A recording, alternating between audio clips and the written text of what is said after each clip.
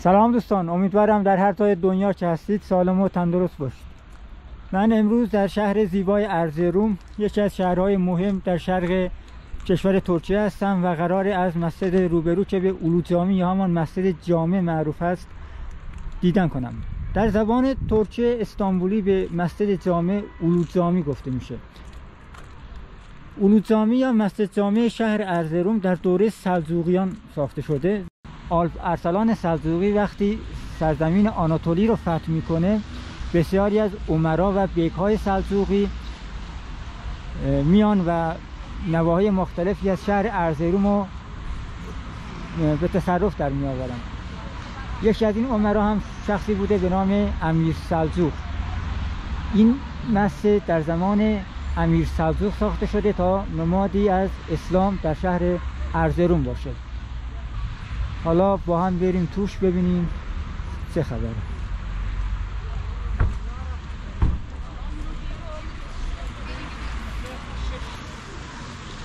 دوستان، این مسجد 5 تا در داره.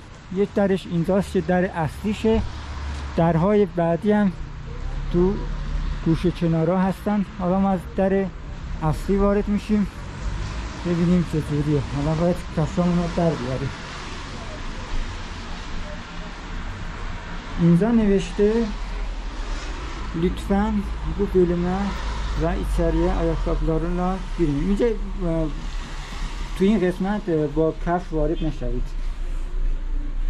بعد اینجا نوشته لطفاً حالویا باسmayınız. یعنی اینکه کلا با کفش و اینا روی فرشا رو چیز نکنید، فشار ندید. یا منظورش اینه که با کفش روی فرشا مسجد راه نبرید.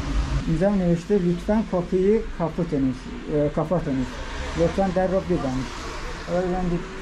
Abi ayakkabıları bırakacağız. İçeri koyacağız. İçeri. Aha, bak görüntü. Bismillahirrahmanirrahim. Aha, اینجا فکر کنم جا کفششونه. آها. دوستان، همونطور که گفتم این مسجد در دوره سلجوقیان ساخته شد. چون الان اینجا چند نفر دارن نماز میخونن، من نمیتونم با صدای بلند صحبت کنم. معمارش فردی به نام کسل حسن بوده.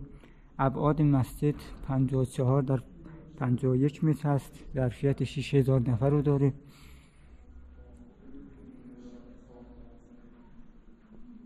بعد حالا اینجا یه سقف معروفی هم دارن به نام سقف پرستویی.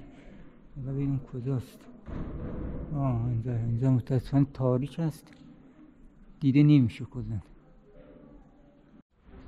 دوستان، همونطور که گفتم مسجد جامع ارزروم یا همون اولو جامی 5 تا در داره. در اصلیش رو به شما نشون دادم. اونم یکی از درهای مهمشه که از سمت کناریش وارد میشن.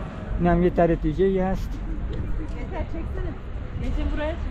روبروی مسجد جامع ارزروم بنای چیفت مینارلی همون مسجد خاتونیه هست.